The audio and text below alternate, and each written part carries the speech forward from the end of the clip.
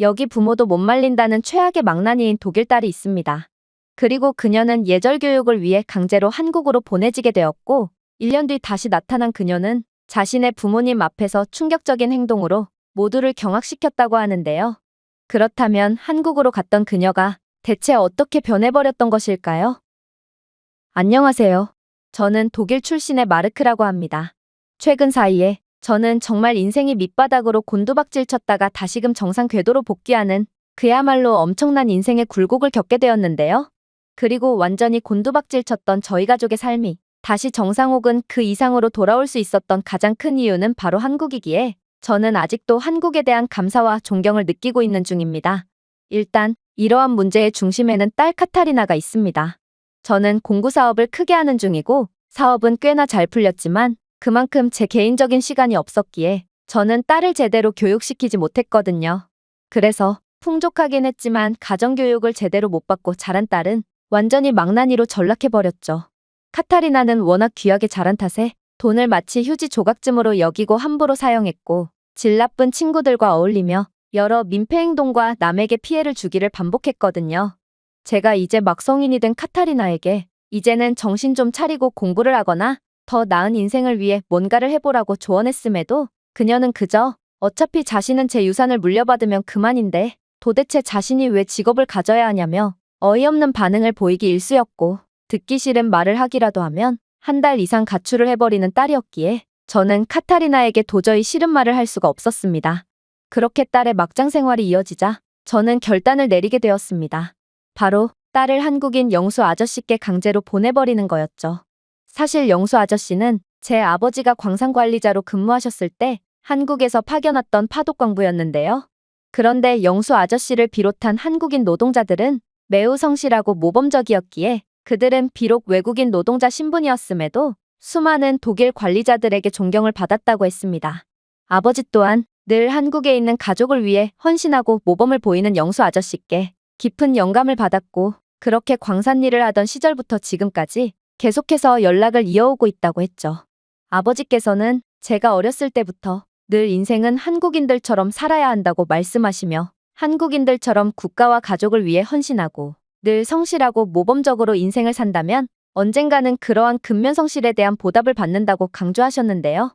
물론 저는 딸에 대한 교육을 실패했긴 했지만 이러한 모범국가 한국이라면 제 딸을 어떻게든 사람을 만들어줄 거라고 생각했고 그렇게 영수 아저씨께 연락을 하게 되었습니다. 영수 아저씨는 파견 종료 후 한국에서 기술자로 일하시다가 지금은 나이가 드셔서 인력사무소를 차린 뒤 아직까지 성실하게 근무를 하고 계시다고 했는데요. 영수 아저씨는 나이가 드셨음에도 아직도 매우 정정하시다고 했고 아무래도 저희 아버지는 현재 힘이 없어서 걷기조차 버거워하시는 것을 고려해본다면 한국인은 무척이나 강한 민족인 것 같아 보였습니다. 아무튼 그렇게 연락을 받으신 영수 아저씨는 제가 지불하겠다는 수고비 명목의 돈도 전부 거절한 채 한국에서 유대감이란 절대적인 개념이고 친구의 아들이 부탁하는데 무슨 돈을 받냐며 만약 카타리나가 한국에 온다면 딸은 굳이 자신이 교육하지 않아도 저절로 한국인들의 모습을 본받게 될 거라는 놀라운 말을 건네셨는데요. 저는 영수 아저씨가 고령의 나이임에도 아직까지 독일어를 일부 기억하고 있다는 점에 깜짝 놀랐고 어느 정도의 영어까지 구사한다는 점에 충격을 받기도 했습니다. 아무래도 한국인들은 제가 생각했던 것 이상으로 우수한 민족이라는 생각이 들었고 이런 한국이라면 이미 교육의 때가 한참이나 지난 카타리나라도 한국에서 제대로 된 교육을 받을 수 있을 거라는 기대가 들었거든요. 당연히 카타리나는 한국행을 거절할 게 뻔했으므로 저는 그녀에게 한국으로의 여행을 가자는 거짓말을 하며 억지로 한국으로 데려가게 되었죠. 사실 비행기 안에서 저는 이게 정말 맞는 건가 하는 의구심을 지울 수가 없기도 했습니다. 저는 한국에 대해 아버지께 말로만 들었지 한국에 대해 아는 것은 그다지 많지가 않았거든요. 어쩌면 한국은 범죄가 일상화된 매우 위험한 국가일 수도 있을 테고 만약 그런 국가라면 여자, 게다가 외국인인 카타리나의 한국행은 분명 독이 될 것이 분명하겠죠. 그러나 저는 한국에 도착하자마자 경악을 금치 못할 장면을 목격하고 그대로 입을 다물게 되었는데요. 왜냐하면 저희는 분명 늦은 밤에 한국에 도착했음에도 한국은 말도 안 될 정도로 안전한 모습을 자랑하고 있었기 때문입니다. 분명 독일에서는 해가 짐과 동시에 공원과 골목길 같은 폐쇄적인 공간을 중심으로 범죄 행위가 일어나기 시작하는데요. 새벽에 동이 트기 시작하면 이러한 골목길과 공원, 심지어 길가 대로변에도 정체불명의 주사기들이 흩날리고 있으니 밤이 된 독일의 주인은 분명 일반적인 사람들이 아니고 범죄자들에게 소유권을 빼앗겼다고 봐도 과언이 아닐 것입니다. 그러나 한국은 그런 독일과는 차원이 달랐습니다. 분명 이렇게나 늦은 시간이라면 각종 범죄가 만연한 우범지대의 모습을 보여주고 있어야 정상이지만 한국의 밤길은 그러한 위험의 징후가 전혀 보이지 않았거든요. 주사기가 널브러져 있고 정체불명의 연기로 시야 확보조차 힘들 정도여야 될 밤공원은 웬 초등학생들과 여러 가족들이 다양한 건전한 활동을 하며 하루를 마무리하고 있었고 금방이라도 범죄 행위가 일어나야 정상인 으슥한 골목길은 책가방을 맨 여자아이들조차 아무런 위험을 느끼지 못한 채 이어폰까지 꼽으며 안전하게 길을 통과하고 있었죠.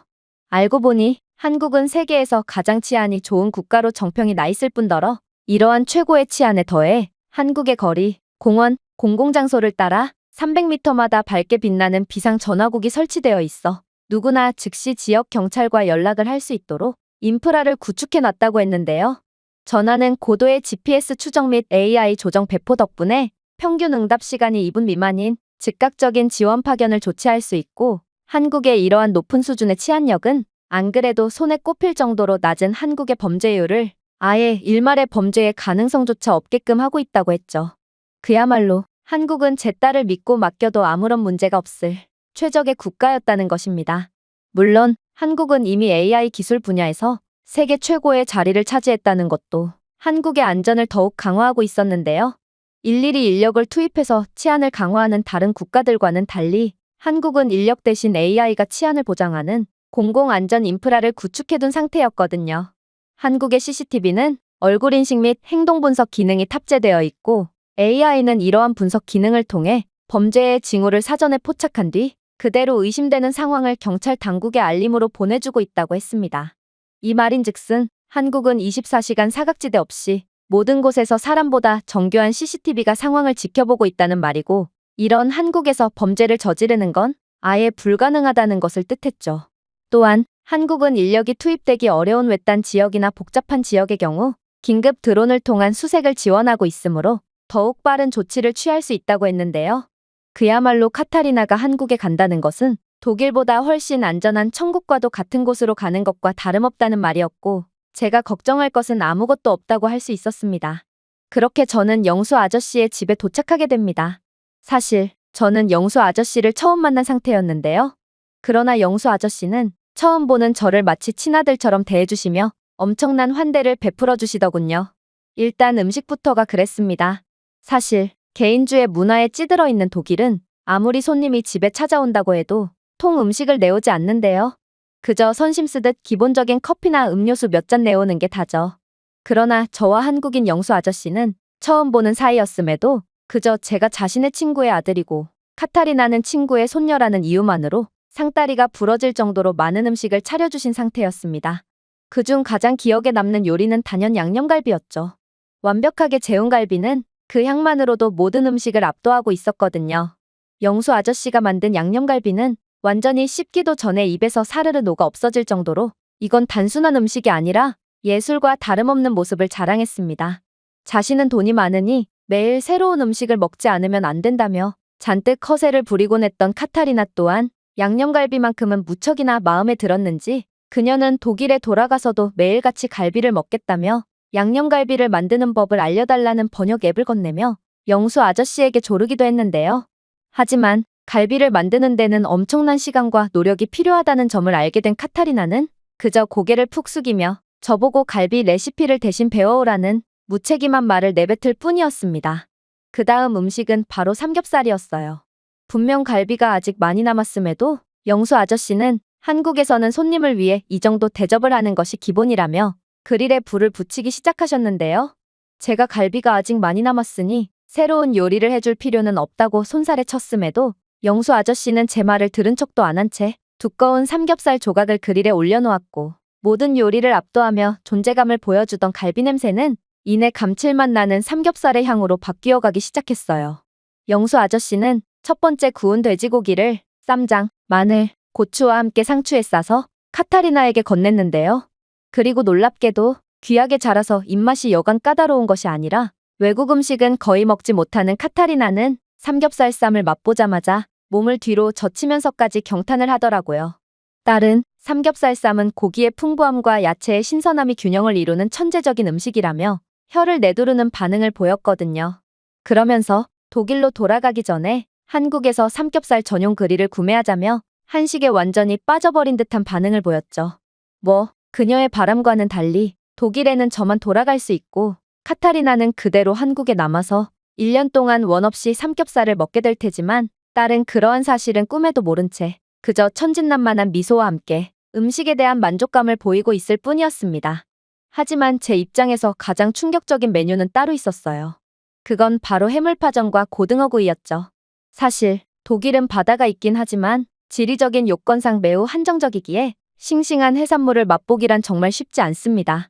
그러나 한국은 삼면이 바다로 둘러싸인 반도국가답게 매우 싱싱한 품질의 해산물을 자랑하고 있었는데요. 간장 소스에 담근 해물파전 조각은 바삭한 가장자리와 부드러운 속이 완벽한 조화를 이뤘고 해산물이 깊은 맛을 주었기에 그 어떤 음식보다도 수준이 높다고 할 수 있었죠. 구운 고등어도 마찬가지였습니다. 고등어 구이는 매우 신선했고 또 완벽하게 양념되어 있었는데요. 화려한 소스도 없고 간단한 요리였으며 이건 독일에서도 충분히 먹어봄직한 메뉴였지만 한국은 독일과는 수준이 다른 퀄리티의 고등어 구이를 제공하고 있었습니다. 해산물은 비려서 싫다며 질색을 하던 카타리나마저 자신이 고등어 구이를 좋아할 줄은 몰랐는데 한국 고등어 구이는 정말 환상적이고 풍미가 좋다며 엄지손가락을 치켜 올렸습니다. 그러나 카타리나가 무엇보다 만족했던 한국의 요리는 따로 있었어요. 바로 호떡, 떡, 식혜와 같은 한국식 디저트였죠. 사실 이러한 음식 외에도 영수 아저씨는 수도 없이 많은 음식을 준비하셨기에 저는 더 이상 음식을 집어넣으면 그대로 역류할 것만 같은 느낌이 들었고 그건 카타리나 또한 마찬가지처럼 보였지만 그녀는 디저트용 공간은 따로 있다며 자신있게 호떡을 집어들었는데요. 그리고 호떡을 맛본 그녀는 이번에도 저보고 호떡의 레시피를 배워오라는 무책임한 말을 건네오더라고요. 그렇게 카타리나는 거의 성인 남성 2명분의 어마어마한 양의 음식을 먹었고 그건 저 또한 마찬가지였지만 영수 아저씨가 준비해온 음식은 아직도 한 상 가득 남아있었는데요. 결국 저는 갖가지 핑계를 대면서까지 영수 아저씨를 설득한 끝에 한국인 영수 아저씨의 식구문에서 겨우 벗어날 수 있었고 카타리나는 과식을 해서 졸린지 그대로 남는 방의 침대에서 기절해버리더라고요. 그리고 이 모습을 본 저와 영수 아저씨는 무언의 눈빛을 주고받을 뿐이었어요. 저는 카타리나의 지갑에서 현금과 카드 등을 전부 빼가며 그녀가 혹여라도 비행기표를 구매해서 독일로 다시 돌아올 수 없도록 조치를 취했는데요. 그리고 영수 아저씨의 손을 붙잡고 이런 귀찮은 일을 도와준 영수 아저씨에 대한 감사와 또 딸을 잘 부탁드린다는 무언의 부탁의 표정을 지었습니다. 영수 아저씨는 카타리나는 여자도 충분히 할 수 있는 일로 배정해 줄 테니 너무 걱정 말고 있으라고 했는데요. 여자도 식당 주방 일이나 설거지 등의 일은 충분히 할 수 있다며 이건 매우 힘들지만 의지만 있으면 누구든 할 수 있는 일이라고 했어요. 저는 손에 물 한 방울 묻혀본 적 없던 카타리나가 그러한 의지가 있을지는 잘 모르겠지만 아무튼 저는 한국이 아니라면 그녀의 안 좋은 버릇들은 절대로 고칠 수 없을 거라고 확신했기에 그렇게 눈물을 머금고 한국 공항으로 되돌아가 독일행 비행기에 탑승하게 됩니다. 그리고 한국이라는 머나먼 국가에 왔음에도 너무 바빠서 여행도 즐기지 못하고 그대로 독일로 돌아가야만 하는 제 운명에도 안타까움을 느꼈죠. 그렇게 시간은 속절없이 흘러갔습니다. 처음에는 그렇게나 전화로 울고불며 자신을 한국에서 꺼내주기만 한다면 공부도 열심히 하고 말도 잘 듣겠다면서 간청을 했던 딸도 시간이 지남에 따라 제게 연락 한 통 안 하기 시작했는데요. 저는 그런 딸이 걱정이 되면서도 그저 제가 한국에서 직접 느꼈던 신뢰감을 믿고 딸을 한국에 맡길 수밖에 없었습니다. 그렇게 1년이 지났습니다. 그리고 그동안 딸에게도 많은 변화가 있었을 테지만 제게도 많은 변화가 있었는데요. 그 대표적인 점이 바로 제 사업이 완전히 쇠퇴했다는 거였습니다. 공구사업은 그 특성상 진입장벽이 낮을 수밖에 없었고 그렇게 수많은 경쟁 업체들이 생기며 제 사업의 파일을 점차 내줄 수밖에 없었는데요. 그러나 저는 그러한 경쟁자들을 제치겠다고 무리한 사업 확장과 치킨 게임을 하다가 결국 엄청난 적자에 허덕이며 완전히 몰락해버린 것입니다. 정말로 저는 그동안 벌어둔 돈까지 전부 까먹게 되었기에 집도 조그마한 단칸방으로 옮기고 차까지 전부 팔아넘겨야 했는데요. 아무래도 그렇게나 허영심 많던 딸이었기에 이런 제 몰락한 모습을 보면 엄청난 실망을 할 게 분명했고, 저는 그렇게 패배자가 된 것 같은 기분으로 친구에게 빌린 차를 몰고 딸을 맞이하러 공항으로 갔습니다. 그런데 그렇게 도착한 공항에서 딸은 제게 충격적인 행동을 하는 거 아니겠어요? 딸은 저를 보자마자 절을 하며 저를 반갑게 맞이해줬거든요. 분명 제 빌린 허름한 차량과 가난한 행색을 보았음에도 카타리나는 그런 건 안중에도 없다는 듯 더러운 바닥에 무릎까지 꿇는 이상 행동을 보이더라고요. 이게 도대체 무슨 상황이란 말인가? 저는 순간적으로 이건 제 딸이 아니고 영수 아저씨가 딸과 비슷한 사람을 대신 보낸 것은 아닐까 하는 황당한 의심까지 했을 정도로 이건 도저히 예상치도 못한 모습이었습니다. 그도 그럴 것이 그녀는 한국으로 가기 이전에는 그 누구에게도 인사를 하지 않는 오만함을 보였거든요. 그녀는 심지어 이웃 할머니나 학교 선생님께도 절대로 인사하지 않았고 가끔 제 친구들이 집에 놀러와도 그저 휴대폰만을 만지작댈 뿐 고개조차 들지 않았죠. 그런데 그런 망나니였던 카타리나가 도대체 한국에서 무슨 일을 겪었길래 이렇게나 180도 변해버렸다는 말인가? 저는 너무나도 황당한 나머지 딸에게 대체 한국에서 무슨 일이 있었냐며 걱정스럽게 물어봤는데요. 그러자 카타리나는 충격적인 답변을 해오는 거 아니겠어요? 맞아요. 저는 독일에서 진정으로 존경심을 느낀 적 따위는 없어요. 그래서 존경이라는 개념조차 몰랐죠. 하지만 한국의 어르신들은 제게 존경심이란 어떤 감정인지를 몸소 가르쳐 주셨죠. 영수 할아버지만 해도 그래요. 할아버지는 매우 연로하셨음에도 항상 열심히 일하셨고 그건 모든 한국인 중장년층들이 마찬가지였거든요. 이들은 나이가 들었음에도 새벽 시간과 휴일 등을 가리지 않고 늘 가족을 위해 최선을 다해 일했거든요. 그동안 한심한 인생을 살아왔던 저는 이런 한국인들을 존경하지 않을 수가 없었고 이러한 존경심을 직접 느낀 저는 어른들에 대한 예의가 저절로 생기게 된 거예요. 이럴 수가, 한국은 정말로 친부모인 저조차도 해내지 못했던 일을 완벽하게 해내버린 것입니다. 물론 카타리나는 한국에서 물질적인 것보다 내면이 발전하는 것이 더욱 중요하다는 사실을 깨우쳤는지 이전과는 다른 허름한 집을 보고도 전혀 실망하는 기색이 없었는데요. 그저 이 힘든 상황에 아빠 혼자 고생이 많았다며 저를 꼭 껴안아줄 뿐이었어요. 그리고 저는 이러한 완전히 철이 들어버린 딸의 모습에 간신히 눈물을 참을 뿐이었습니다. 하지만 가장 놀라웠던 점은 따로 있었어요. 카타리나는 도대체 어디서 배웠는지 제게 계속해서 놀라운 예절을 보여주기 시작했거든요. 제가 물 한 잔을 따라주어도 카타리나는 늘 감사하다는 말을 하며 고맙다는 말을 달고 살았고 심지어 제가 물건을 주면 두 손으로 공손하게 받기까지 하는 등 정말 웬만한 예의 바른 사람들을 훨씬 상회하는 극한의 예의 바른 모습을 보여주었거든요. 한국에 가기 이전에 그녀는 어떠한 상황이 있어도 절대로 고맙다는 말을 하지 않는 시건방진 모습을 보여줬기에 저는 어쩌면 딸이 한국에서 예의 없는 행동을 하다가 누군가에게 물리적인 교육을 받고 저절로 예의가 주입된 걸 수도 있겠다는 생각을 안 할 수가 없었는데요. 그래서 저는 카타리나에게 혹시 누군가에게 맡기라도 한 거냐며 진지하게 질문을 건네봤습니다. 그러자 딸은 박장대소를 하더니 이내 놀라운 대답을 해오기 시작하더군요. 한국인들은 절대로 폭력을 행사하지 않아요. 이들은 툭하면 주먹부터 나가는 독일 멍청이들과는 차원이 다른 사람들이라고요. 다만 저는 한국에서 너무나도 많은 호의를 받았고 결국 고마움이라는 건 어떤 감정인지를 완전히 깨닫게 되었거든요. 독일에서는 거금의 용돈으로 뭐든 쉽게 해결했던 저였지만 한국에서 저는 돈 한 푼 없는 빈털터리일 뿐이잖아요.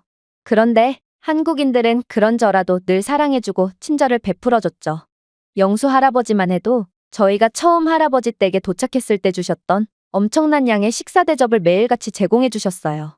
할아버지는 친구의 손녀는 곧 자신의 손녀라며 저를 친손녀처럼 대해주었고 정말로 제게 매일같이 식사를 차려주는 데만 몇 시간씩을 사용하셨어요. 처음에는 이러한 호의를 당연하게만 받아들였던 저지만 이제는 그러한 한국인들의 호의는 당연한 것이 아닌 것을 이해하게 되었고 결국 저도 감사라는 것을 할 줄 아는 인간이 될 수 있었던 거예요. 이건 정말 놀라웠어요. 한국인들은 정말로 딸에게 어떠한 잔소리도 하지 않고도 그저 딸이 스스로 문제점을 느낄 수 있게 하고 스스로 성찰하며 진정한 인간으로 발전시킨 거거든요. 이건 제가 실패했던 부분이었기에 진정한 부모로서의 역할을 수행해준 한국에 매우 감사할 뿐이었습니다. 하지만 딸의 변화 중 그 무엇보다도 놀라웠던 점은 따로 있었어요. 그건 바로 청결에 대한 부분이었는데요. 늘 자신의 방안을 돼지우리처럼 만들며 더러운 옷과 쓰레기들을 그대로 방치해두는 그야말로 청소라는 것 자체를 해본 적도 어떻게 하는지도 몰랐던 카타리나는 이제는 되려 제게 청소 좀 하라며 구박을 하고 있는 상황이거든요.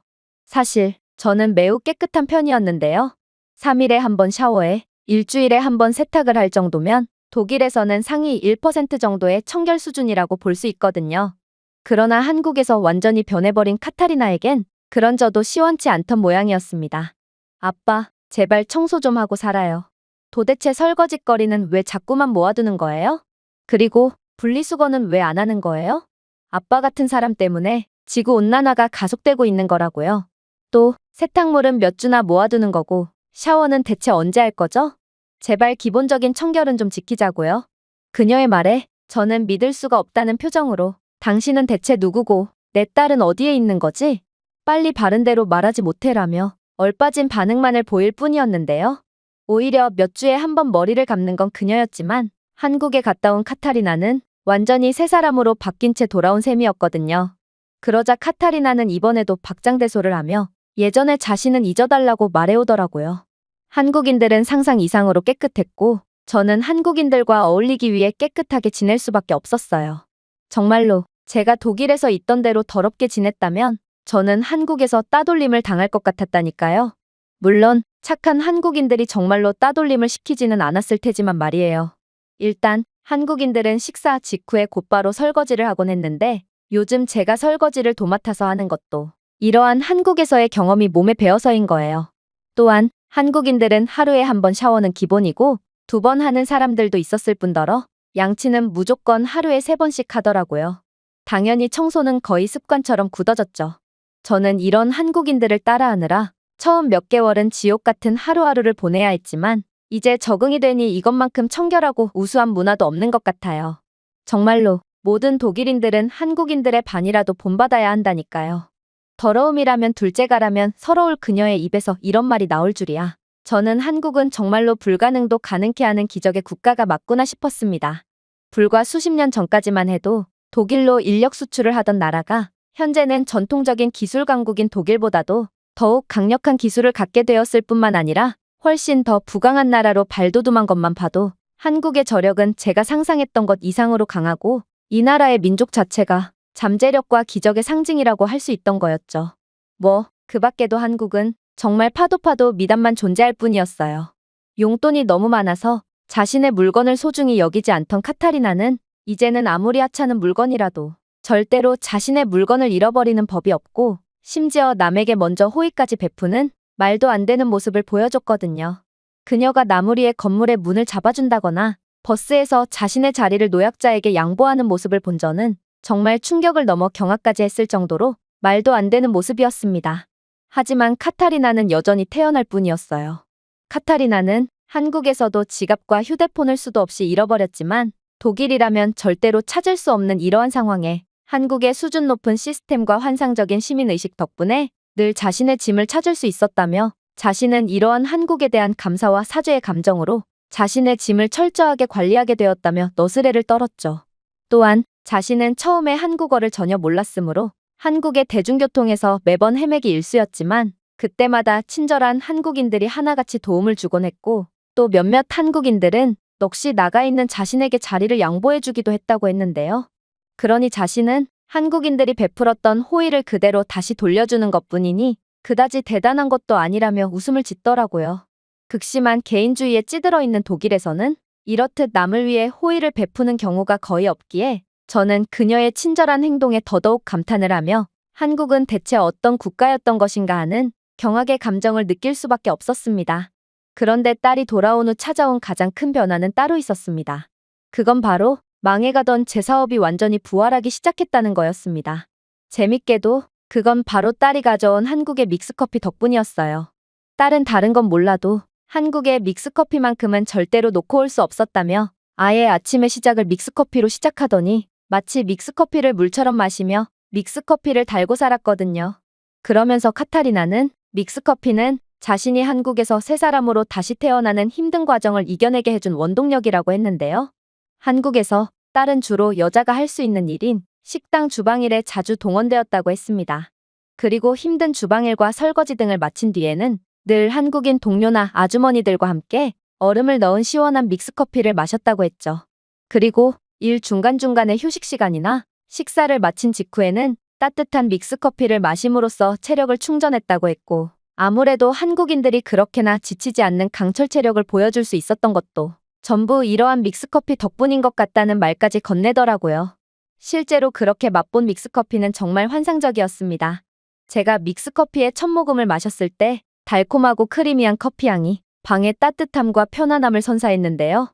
이건 유럽에서 익숙한 쓴 커피보다 훨씬 맛있고 중독성이 강했고, 심지어 커피의 카페인 효과 때문인지 일에 지쳤을 때마다 믹스커피를 한 잔씩 하면 그러한 피로가 거짓말같이 풀리곤 했습니다. 한국인들은 이런 걸 도대체 어떻게 만들었는지 믹스커피는 정말 별거 없는 것처럼 보였지만 커피, 설탕, 크레마의 혼합 조합은 다양한 상황에 잘 어울렸고, 이건 분명 외국의 음료였음에도 독일에서도 호불호를 가리지 않고 누구에게나 매력적이었습니다.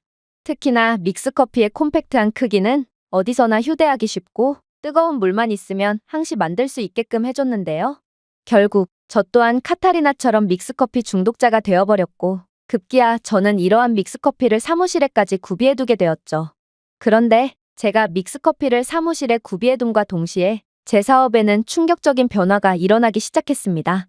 바로 여러 사람들뿐만 아니라 거래처 사람들까지 제 사무실에 믹스커피를 맛보기 위해 별일이 없음에도 삼삼오오 제 사무실로 모여들었는데요. 그야말로 믹스커피는 사무실과 사교 모임에서 필수품과 다름없었고, 이러한 믹스커피 덕분에 사업이 쇠락함과 동시에 찾는 사람 한 명 없게 되었던 제 사무실에는 점점 더 많은 사람들이 찾아와 자연스레 가벼운 대화를 나눌 수 있게 되었습니다.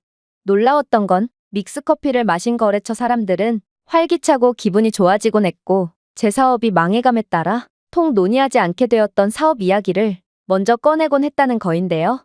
덕분에 지지부진하던 거래회의가 탄력을 받기도 했고, 제가 그렇게나 노력을 쏟아부어도 안 됐던 계약을 따내기도 하는 등 믹스커피는 정말 기적과도 같은 변화를 만들어내기 시작했습니다.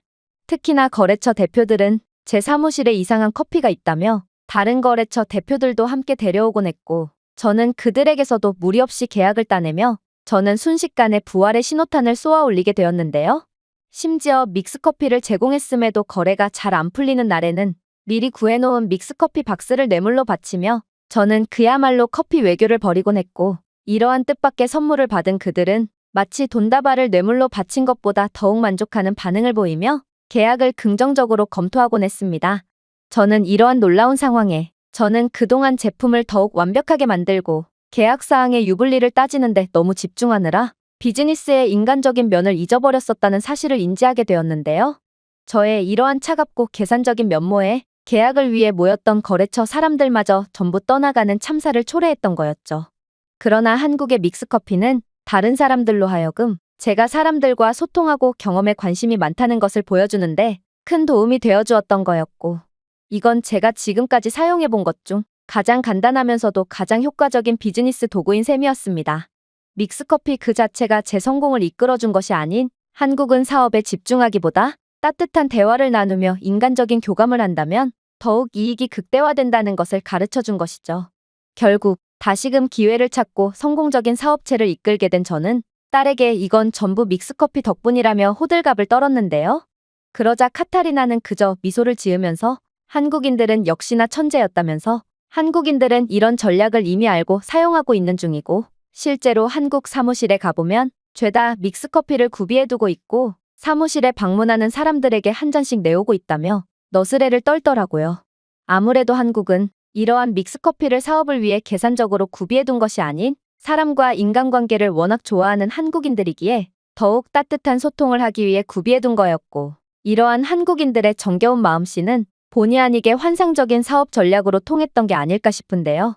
아니면 한국인들은 남을 위하는 따뜻한 배려심과 인간관계를 소중히 하는 마음은 오히려 계산적인 태도보다 더욱 많은 이익을 가져다 준다는 것을 그 누구보다 빨리 깨달은 천재일 수도 있고 말입니다. 정답이 뭐든 간에 한국인들은 분명 배울 점 많은 사람들이고 저희 가족에게 기적을 가져다 준 존경스러운 사람들이라는 것은 변함이 없습니다. 제가 준비해온 내용은 여기까지입니다.